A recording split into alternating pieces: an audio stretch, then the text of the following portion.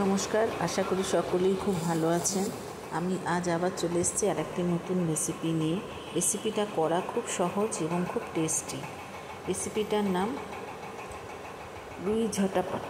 Actually এই রেসিপিটা এত চটপট করে হয় এবং টেস্টটা এত সুন্দর যে করে দেখবেন বাড়িতে, আশা করি ভালোই লাগবে। রুই মাছগুলোকে খুব ভালো করে ধুয়ে নিয়ে জলের মধ্যে একটু 1 চামচ ভিনিগার, একটু নুন আর আদা রসুন বাটা দিয়ে মাছগুলোকে মোটামুটি 8 ঘন্টা ভিজিয়ে রাখতে হবে, মানে এটাকে রেখে দিতে হবে।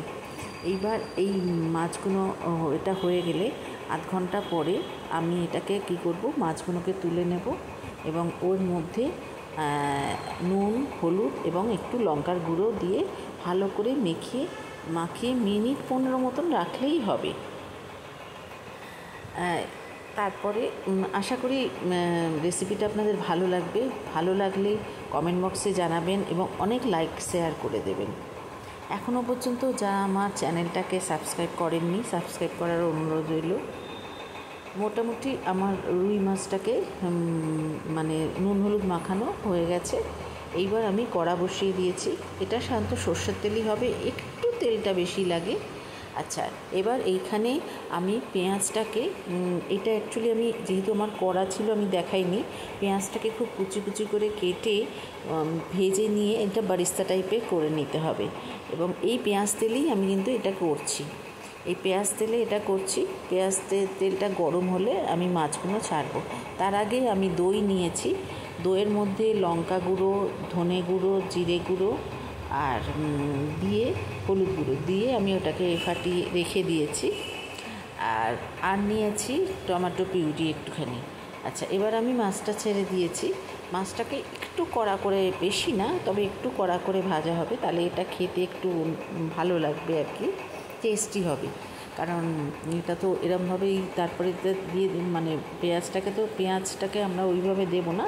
তো যাই হোক, দেখুন আমি কি করি। প্রথমে আমি মাছগুলোকে উল্টে পাল্টে একটু লাল করে ভেজে নিচ্ছি। আর এটা না, যখন পেঁয়াজটা ভেজে বারিস্তাটা তৈরি করবেন তখন এই পেঁয়াজ তেলেই করবেন, তাহলে টেস্টটা খুব সুন্দর হবে। তা আমি আগে মাছটাকে একটু কড়া করে ভেজে নেব। মাছটাকে উলট পালট করে ভেজে নিচ্ছি। আচ্ছা, আপনারা এটা মানে বাড়িতে করে দেখবেন, আশা করি ভালোই লাগবে এবং এটা সকলেই খেতে পারবে। কেননা এটা খুব একটা রিচও নয় এবং ঝালটা দেখুন, আমি ঝাল এখানে খুব বেশি দেবো না। অ্যাকচুয়ালি কাশ্মীরি লঙ্কার গুঁড়ো দিয়ে আমি করছি। এবার যারা একটু ঝাল খেতে ভালোবাসেন তারা এখানে নর্মাল গুঁড়ো লঙ্কা দিতে পারেন, কাঁচা লঙ্কাটা দিতে পারেন, যেটা আমি পরে দেব, কিন্তু এটা আপনি রান্নার মধ্যেও দিতে পারেন। আচ্ছা, এইবার আমার মাছটা ভাজা হয়ে গেছে। এইবার ওই তেলেতেই আমি আদা রসুন বাটাটা দিয়ে দিলাম। আদা রসুন বাটাটা একটু নাড়িয়ে নেব, একটুখানি গন্ধটা যাতে হয়ে যায় তার নাড়িয়ে নেব। এটা নাড়িয়ে নেওয়ার পরই আমি টমেটো পিউরিটা দিয়ে দেবো। টমেটো পিউরিটা দিয়েও আবার একটুখানি নাড়িয়ে দেবো। কারণ অ্যাকচুয়ালি এটাকে, আচ্ছা এই সময় একটা কথা বলতে ভুলে গেলাম, এই সময় আঁচটাকে কিন্তু একটু সিমে করে রাখবেন, কারণ এইগুলো একদম তেলে করা হচ্ছে তো, তাহলে পুড়ে যেতে পারে। এইবার আমি দিয়ে দিচ্ছি দইয়ের মধ্যে রাখা, দইতে মানে মাখানো ছিল যেটা, হলুদ, লঙ্কা গুঁড়ো, জিরে গুঁড়ো আর ধনে গুঁড়ো, ওইটাও এর মধ্যে দিয়ে দিলাম। দিয়ে আমি এটাকে ভালো করে কষিয়ে নেব। এটাই মেন এর কাজ, আর কিছু নেই কিন্তু এর মধ্যে, এরপরেই হয়ে যাবে। তো এটাকেই ভালো করে কষিয়ে নেব। আর এরপরে আমি সামান্য একটুখানি আমি গুড় দিয়ে দিলাম, অল্প একটু, জাস্ট ব্যালেন্স রাখার জন্য, খুব সামান্য, মানে হাফ চামচেরও কম দিলাম। আর নুনটা দিলাম, নুনটা একটু দেখে দেবেন, কারণ এখানে তো বেশি গ্রেভি বা কিছু হবে না, তো সেই জন্য নুনটা বুঝে দেবেন। আর মাছে তো নুন মাখানোই আছে, প্লাস আমরা নুনে ভিজিয়ে রেখেছিলাম কিছুক্ষণ, তো সেই জন্য নুনটা একটু বুঝে দেবেন। তো এইটা একটু ফুটে এলে, এটা একটু ফুটে আসবে এবং ফুটে এলে যেই একটু তেলটা ছেড়ে দেখা যাবে, তখনই আমরা মাছগুলো দেবো। তার আগে আমি একটুখানি জল, মানে ওই বাটির মধ্যে যে মশলাটা লাগা ছিল সেইটা ধুয়ে একটুখানি জল দিয়ে দিলাম, যাতে তলাটাও না ধরে যায়, আর ওই মশলাটা যাতে ওর মধ্যে দিয়ে দিই। এবার দিয়ে দিলাম। এবার এই দেখুন ফুটে এসছে। এবার আমি মাছগুলো ওর মধ্যে দিয়ে দেবো। এবার মাছগুলো একটুখানি দিয়ে একটু নাড়াচাড়া করি।